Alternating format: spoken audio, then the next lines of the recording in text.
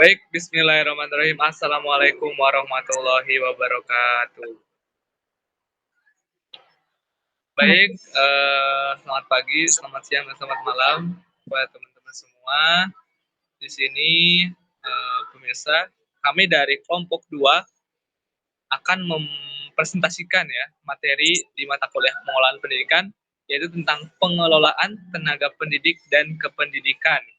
Di sini pada mata kuliah ini kami mempunyai dosen pengampu, yaitu Bapak Dr. Cepi Triyatna MPD.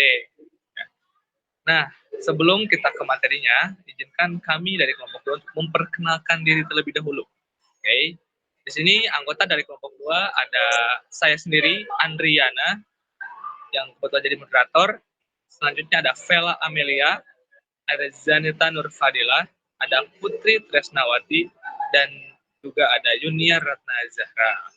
Baik, dan selanjutnya, nah di sini pada hari ini ada agenda yang akan kami jelaskan ya. Yang pertama yaitu pengertian hak dan kewajiban, kemudian ada tujuan, tugas, dan tanggung jawab yang 3 jenis-jenis.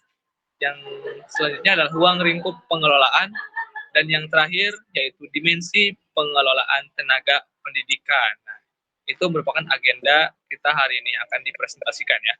Oke, untuk mengefektifkan waktu, mari kita mulai saja. Untuk penjelasannya mungkin akan dimulai dari rekan kami dari Vela Amelia. Kami persilahkan. Baik, terima kasih kepada moderator. Boleh di next. Nah, yang pertama ada pengertian tenaga pendidik. Menurut Undang-Undang Sistem Pendidikan Nasional Nomor 20 Tahun 2003, Pasal 39 Ayat 2, pendidik merupakan tenaga profesional yang bertugas merencanakan dan melaksanakan proses pembelajaran, menilai hasil pembelajaran, melakukan pembimbingan dan pelatihan, serta melakukan penelitian dan pengabdian kepada masyarakat, terutama bagi pendidik dan pada perguruan tinggi. Selanjutnya ada pengertian tenaga kependidikan. Menurut Undang-Undang Sistem Pendidikan Nasional Nomor 20 Tahun 2003, tenaga kependidikan merupakan anggota masyarakat yang mengabdikan diri dan diangkat untuk menunjang penyelenggaraan pendidikan. Ada pada pasal 1 ayat 5. Lalu tenaga kependidikan bertugas melaksanakan administrasi, pengelolaan, pengembangan, pengawasan, dan pelayanan teknis untuk menunjang proses pendidikan pada satuan pendidikan. Pasal 39 ayat 1. Selanjutnya, pengertian pengelolaan tenaga pendidik dan tenaga kependidikan. Pengelolaan tenaga pendidik dan tenaga pendidikan merupakan kegiatan yang mencakup penetapan norma, standar, prosedur, pengangkatan pembinaan, penata laksanaan kesejahteraan, dan pemberhentian tenaga kependidikan sekolah agar dapat melaksanakan tugas dan fungsinya dalam mencapai tujuan sekolah. Pengelolaan tenaga pendidik dan tenaga kependidikan bertujuan untuk mendayagunakan tenaga kependidikan secara efektif dan efisien untuk mencapai hasil yang optimal, namun dalam kondisi yang menyenangkan. Selanjutnya. Nah, di sini ada hak tenaga pendidik dan kependidikan. Menurut Undang-Undang Republik Indonesia Nomor 20 Tahun 2003 tentang Sistem Pendidikan Nasional, Pasal 40 Ayat 1, pendidik dan tenaga kependidikan berhak memperoleh 1. Penghasilan dan jaminan kesejahteraan sosial yang pantas dan memadai. 2. Penghargaan yang sesuai dengan tugas dan prestasi kerja. 3. Pembinaan karir sesuai dengan tuntutan pengembangan kualitas. 4.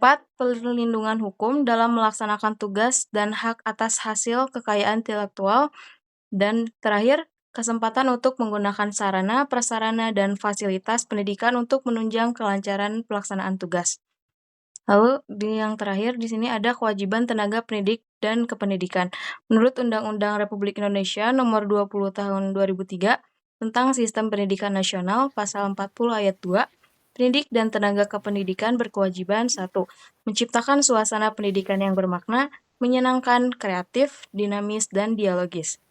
Lalu yang kedua, mempunyai komitmen secara profesional untuk meningkatkan mutu pendidikan dan memberi teladan serta menjaga nama baik lembaga, profesi, dan kedudukan sesuai dengan kepercayaan yang diberikan kepadanya. Selanjutnya akan dijelaskan oleh rekan saya. Nah, untuk selanjutnya yaitu terdapat tujuan dari pengelolaan tenaga kependidikan. Yang pertama itu adalah memungkinkan organisasi mendapatkan dan mempertahankan tenaga yang cakap, dapat dipercaya, serta memiliki motivasi yang tinggi. Yang kedua, mengembangkan praktik pengelolaan dengan komitmen tinggi yang dapat membantu mengembangkan iklim kerjasama, serta kepercayaan bersama.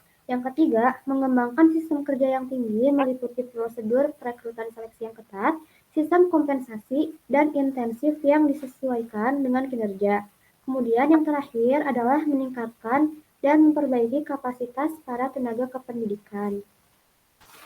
Selanjutnya ada tugas dan tanggung jawab pendidik. Yang pertama, pendidik bertugas dan bertanggung jawab sebagai agen pembelajaran yang memotivasi, memfasilitasi, dan melatih peserta didik sehingga menjadi manusia yang berkualitas, yang mengaktualisasikan potensi kemanusiaannya secara optimum.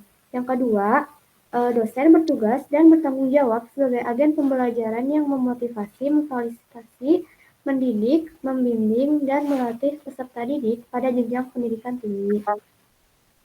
Kemudian yang ketiga, konselor bertugas dan bertanggung jawab memberikan layanan bimbingan dan konseling kepada peserta didik di satuan pendidikan pada jenjang pendidikan dasar, menengah, dan tinggi.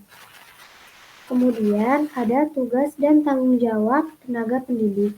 Yang pertama, pimpinan satuan pendidikan bertugas dan bertanggung jawab mengelola satuan pendidikan pada pendidikan formal ataupun non-formal. Yang kedua, penilik bertugas dan bertanggung jawab melakukan pemantauan, penilaian, dan pembinaan pada satuan pendidikan non-formal.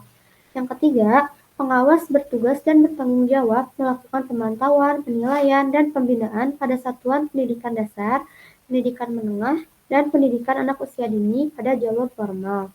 Kemudian yang keempat ada teknisi. Teknisi sumber belajar bertugas dan bertanggung jawab mempersiapkan, merawat, memperbaiki sarana dan prasarana pembelajaran pada satuan pendidikan. Kemudian yang kelima, yaitu tenaga lapangan pendidikan yang bertugas dan bertanggung jawab melakukan pendataan, pemantauan, pembimbingan, dan pelaporan pelaksanaan pendidikan non-formal. Yang keenam, tenaga administrasi yang bertugas dan bertanggung jawab menyelenggarakan pelayanan administrasi pada satuan pendidikan. Kemudian yang terakhir, yaitu tenaga kebersihan sekolah yang bertanggung jawab dan bertugas untuk memberikan layanan kebersihan pada lingkungan sekolah. Untuk selanjutnya akan dijelaskan oleh rekan saya.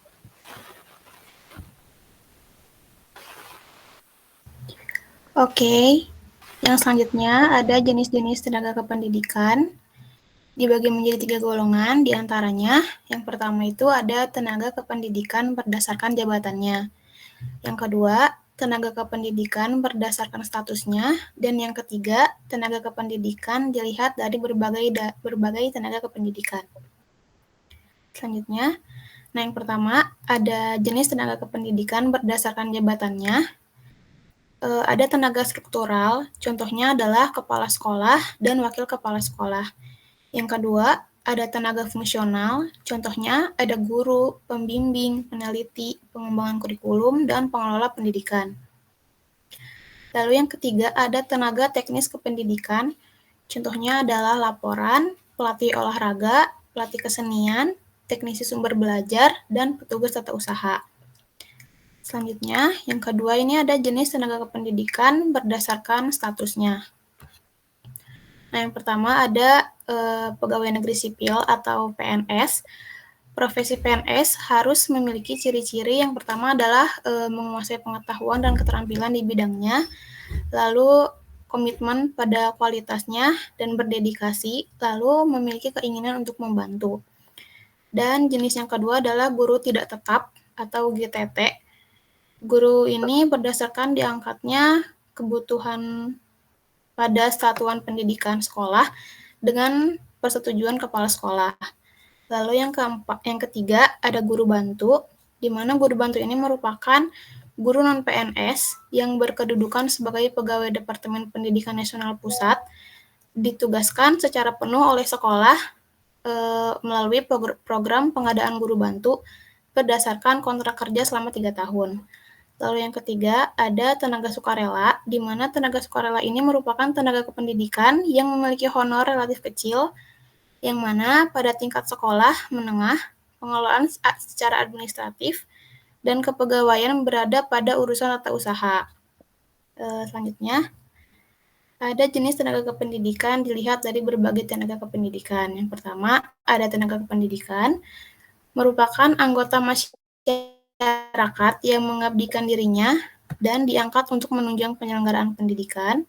Yang kedua, ada tenaga pendidik, merupakan tenaga kependidikan yang berkualifikasi sebagai guru, dosen, konselor, tutor, atau fasilitator. Dan yang ketiga, ada pengelola satuan pendidikan, terdiri dari kepala sekolah, rektor, pimpinan satuan pendidikan luar sekolah. Selanjutnya akan dilanjutkan oleh rekan saya.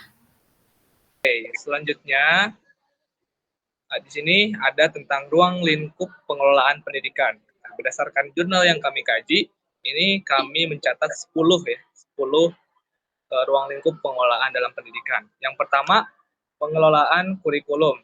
Ini dalam pengelolaan ini meliputi perencanaan, pelaksanaan, pengawasan dan juga evaluasi kegiatan tentang pendataan mata pelajaran atau mata kuliah yang diajarkan dan juga waktu yang tersedia. Kemudian yang selanjutnya adalah pengolahan peserta didik. Di sini meliputi pengawasan dan juga evaluasi ya, sama. Dan kegiatan penggalangan penerimaan siswa baru, pelaksanaan tes, penerimaan mahasiswa atau siswa baru, dan juga penempatan dan pembagian kelas. Nah, ini biasanya pengolahan ini dikerjakan atau kegiatan-kegiatan ini dilakukan oleh kesiswaan. Selanjutnya, pengolahan tenaga pendidik atau kepegawaian. Pengolahan ini meliputi perencanaan, pelaksanaan, pengawasan, dan evaluasi kegiatan tentang pendataan mata pelajaran atau mata kuliah yang diajarkan dan juga waktu yang tersedia. Nanti hampir sama ya seperti yang tadi pengolahan kurikulum, cuman beda-beda dikit. Selanjutnya tentang manajemen keuangan pembiayaan pendidikan. Pengolahan ini meliputi perencanaan, pengorganisasian, pelaksanaan, pengawasan, dan evaluasi masuk dan keluarnya dana. Nah, seperti itu. Kemudian selanjutnya, yang kelima ya. Yang kelima di sini ada pengelolaan sarana dan prasarana pendidikan. Meliputi perencanaan, pengorganisasian, pelaksanaan, pengawasan, dan evaluasi kegiatan pengadaan barang, pembagian dan penggunaan barang atau inventaris ya. Nah, selanjutnya itu pengolahan administrasi sekolah.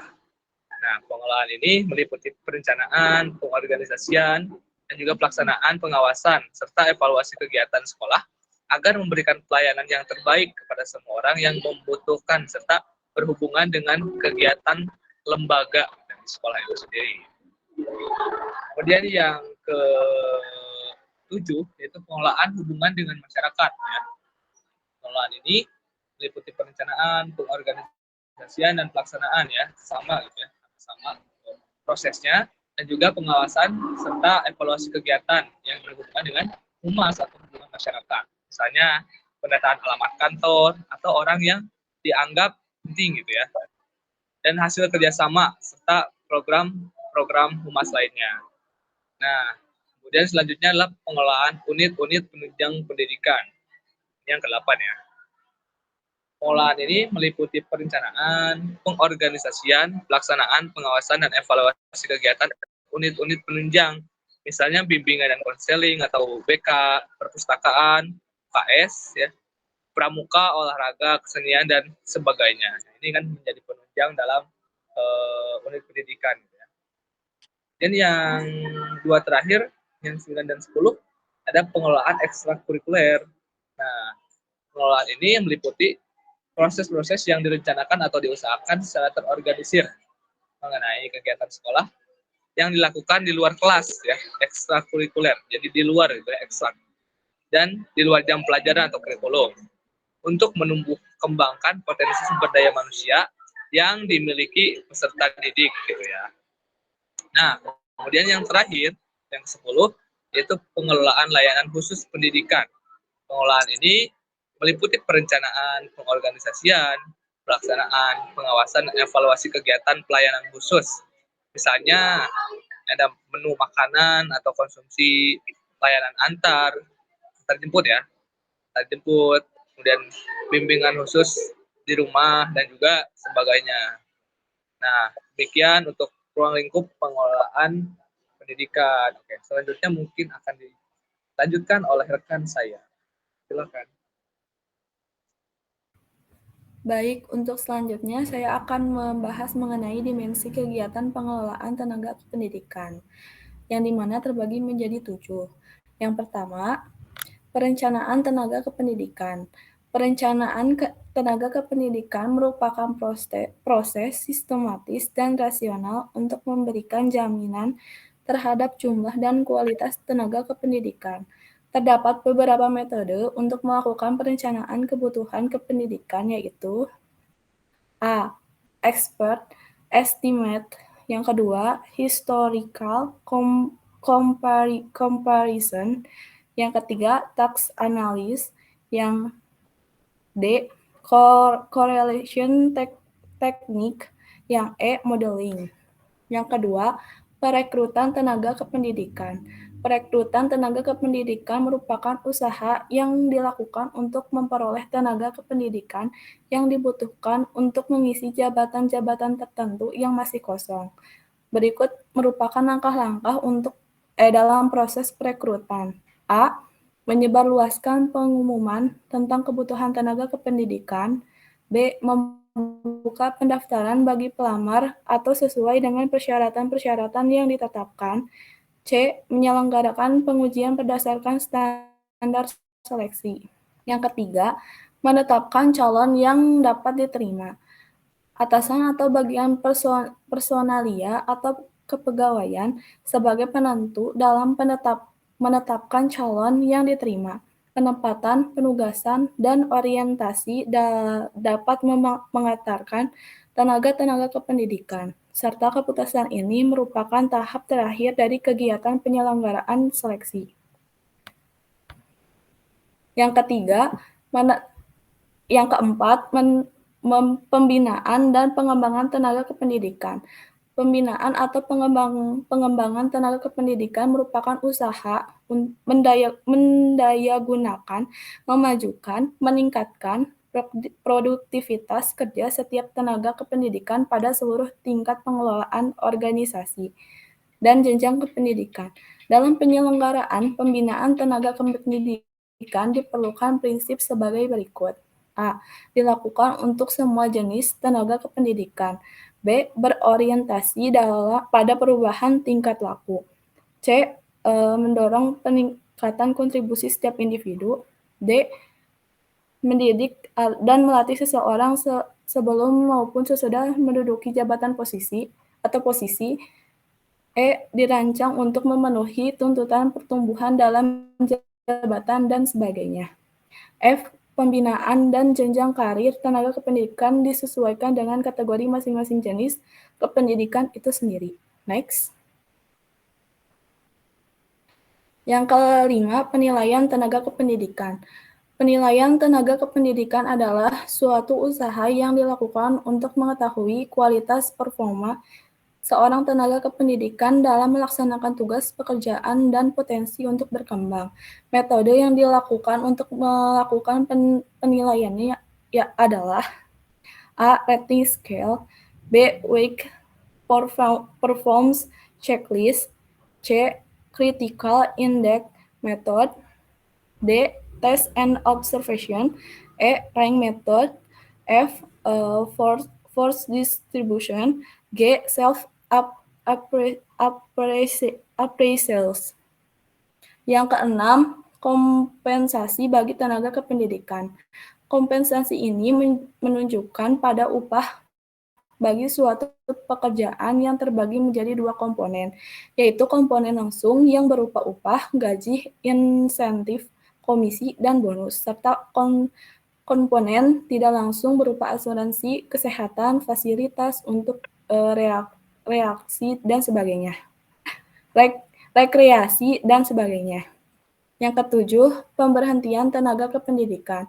Pemberhentian tenaga kependidikan merupakan proses yang menjadikan seseorang tidak dapat melaksanakan tugas atau fungsi sebagai tenaga kependidikan dalam waktu sementara ataupun selama-lamanya yang disebabkan oleh satu dan lain hal. Sekian presentasi dari kami, saya kembalikan ke moderator. Oke, baik. Terima kasih kepada semua yang telah melakukan presentasi. Kembali lagi saya Andriana sebagai moderator ya di sini. Baik, begitulah yang bisa disampaikan dari kelompok 2 tentang pengelolaan pendidikan ya di pengelolaan pendidikan. Semoga yang kami sampaikan ataupun dari yang gua sampaikan bisa dipahami dengan baik dan juga bisa menjadi pengetahuan ya, knowledge dan juga berkah ya. Oke, selanjutnya mungkin karena ini kita online, jadi barangkali ada dari teman-teman pemirsa yang mempunyai pertanyaan, mungkin boleh di drop di kolom komentar ya. Di kolom komentar nanti mungkin langsung akan dijawab oleh akun yang upload dari kami, dan juga dari teman-teman ditunggu ya komentarnya atau pertanyaannya, dan juga bisa ya kalau misalkan teman-teman yang mempunyai jawaban ataupun pendapat untuk menjawab pertanyaan-pertanyaan juga boleh diramaikan di kolom komentar. Oke, mungkin segitu saja dari kami kelompok 2. Saya Andrea sebagai moderator, pamit undur diri. Akhir kata, wassalamualaikum warahmatullahi wabarakatuh. Waalaikumsalam warahmatullahi wabarakatuh.